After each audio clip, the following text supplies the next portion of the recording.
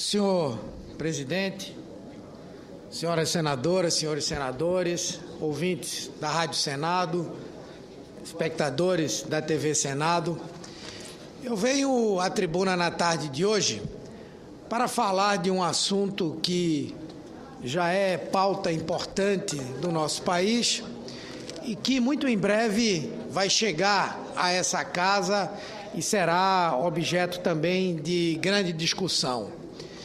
Foi aprovado no dia 13 de agosto, com 378 votos a favor, 48 contra e 13 abstenções, a PEC 565 de 2006, lá na Câmara dos Deputados, que torna de execução obrigatória a programação constante da Lei Orçamentária Anual no que diz respeito às chamadas emendas parlamentares. Pela votação que lá aconteceu, o Poder Executivo fica obrigado a reservar 1% da receita corrente líquida para o atendimento das emendas parlamentares, o que hoje representaria 6,8 bilhões, destinadas às áreas que o governo federal definir previamente como obrigatórias. Com base na receita corrente líquida de 2012, isso daria direito a cada congressista de indicar de forma impositiva a destinação de 10,4 milhões em emendas na peça orçamentária. Eu, senhor presidente, tenho de há muito uma posição absolutamente clara de que a emenda parlamentar deveria ser um instituto banido das nossas leis, banido da Constituição Federal, por eu entender, e muitos assim o entendem também, que o papel do parlamento, que o papel do parlamentar não é o de ficar indicando locais para realização de obras ou recebendo pedidos de prefeitos para realizar obras ou indicando recursos do orçamento para serem gastos em obras. O papel do parlamento é o papel de fiscalizar as ações do Poder Executivo, é o papel de legislar, é o papel de defender o seu Estado, o seu país e o seu povo. No entanto, nas nossas leis existe essa previsão da emenda parlamentar.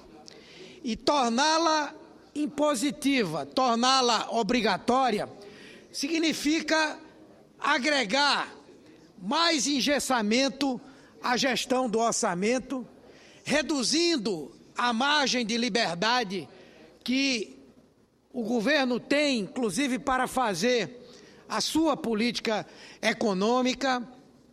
Seria esse um ponto, um espaço a mais que o governo não poderia utilizar para fazer contingenciamentos, muitas vezes extremamente necessários ao equilíbrio das contas públicas.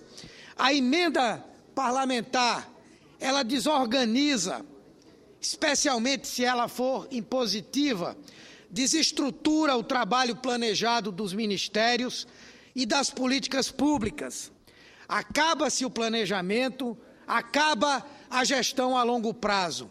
Eu próprio tive a oportunidade, quando era ministro da Saúde, de enfrentar essa situação.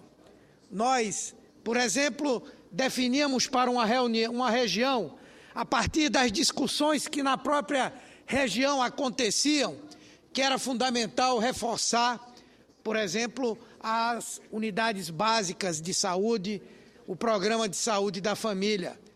E as emendas parlamentares, quando vinham para aquela região, tratavam de outras coisas. Por exemplo, da distribuição de ambulâncias, da aquisição de equipamentos que na região, em outras cidades já existiam. Portanto, a ação dos ministérios, a ação do governo se compromete, especialmente se houver esse caráter impositivo, o que reforça o aspecto eleitoreiro de que essas emendas têm, ou seja, a vinculação ao processo eleitoral. Portanto, eu sou defensor de que o melhor que nós poderíamos fazer pelo Brasil seria acabarmos com as emendas parlamentares e cumprirmos o papel que os parlamentares devem ter, ao qual eu me referi anteriormente. No entanto, diante do fato consumado de nós termos as emendas parlamentares, como eu já disse, considero um verdadeiro disparate nós adotarmos esse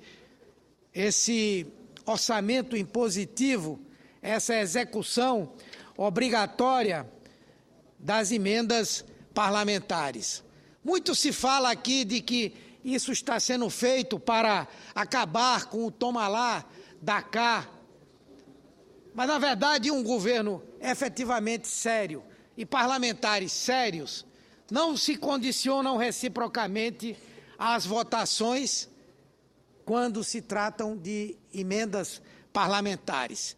O que nós temos é que eliminar essa cultura, se ela de fato é existente. Portanto, essa ideia que defendo, senhor presidente, já de muito tempo. Agora, se for inevitável a aprovação dessas emendas impositivas, eu acho que o Congresso Nacional, especialmente o Senado, no mínimo, deveriam ter a elevada posição política de destinar boa parte dessas emendas à área da saúde. É um absurdo que nós estejamos lutando aqui para incrementar o orçamento da saúde de 13% para 18,5% das receitas correntes líquidas. Significam 5,5% a mais da receita corrente líquida, que certamente é impossível se fazer isso de um ano para outro. No entanto, nós vamos estar comprometendo anualmente, ad eternum, 1% da receita corrente líquida da União para o atendimento a emendas parlamentares. Se isso for absolutamente necessário, que nós aqui o façamos para destinar recursos para a área da saúde, para fazermos com que esse recurso, ele obrigatoriamente, já que há uma imposição de o governo atender, o parlamento deveria se impor a questão de obrigatoriamente serem esses recursos destinados à área da saúde. E casados com a política desenvolvida pelo Ministério. Ora, se hoje nós temos a necessidade de ampliar as UBSs, Unidades Básicas de Saúde, que os recursos venham para isso. Se há uma necessidade de se ampliar as UPAs, que os recursos possam ir para isso. Se há necessidade de ampliar o SAMU, que esses recursos sejam destinados a essa atividade e não algo descasado com as proposições dos ministérios e, com isso, a quebra do planejamento, das ações, de tudo aquilo que vem sendo feito e executado pelo governo, enfim. Certamente alguns vão dizer que isso não vai resolver o problema da saúde. Claro que não vai resolver, nós sabemos que precisamos muito mais. Mas, além de ser uma sinalização para a sociedade que hoje coloca o tema da saúde em primeiro lugar como demanda do nosso povo, por colocar a saúde como principal problema do país, e como nós estamos lutando por recursos que não são recursos tão elevados, que poderiam, por exemplo, ser distribuídos ao longo de 5 anos, esse 1% da receita corrente líquida, nós atingiríamos o que essa proposta que foi trazida aqui para o Congresso Nacional, pela OAB, pela CNBB, por uma série de entidades que entregaram 1.900.000 assinaturas, estaria resolvida. No entanto, o Parlamento, o Congresso Nacional, se propõe a impor ao país, ao Poder Executivo, o cumprimento de emendas parlamentares. Além do fato, é óbvio que nós não estamos aqui nem generalizando, nem acusando quem quer que seja, mas é fato, e isso já aconteceu em várias situações, em que a emenda parlamentar servia para outras finalidades. Quem não se lembra dos velhos anões do orçamento? Quem não se lembra da chamada máfia dos sanguessugas, das ambulâncias, que eram destinadas a partir de emendas parlamentares?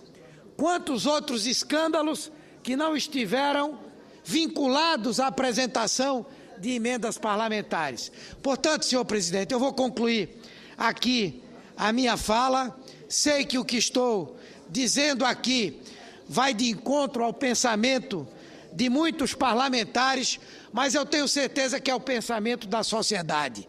Se nós perguntássemos à sociedade se ela queria que esses recursos fossem destinados a emendas parlamentares ou ao atendimento de necessidades da população, como a área da saúde, eu tenho absoluta certeza e convicção de que a população não vacilaria em dizer que esses recursos deveriam ser destinados para a saúde ou para outra finalidade tão relevante quanto. Então, senhor presidente, quero só concluir dizendo que, apesar de aqui votar contra, votarei contra a aprovação do orçamento impositivo, mas se for aprovado e já contando com a possibilidade da aprovação, apresentarei de imediato uma emenda destinando pelo menos 50% desses recursos para investimentos na área da saúde. Muito obrigado, senhor presidente.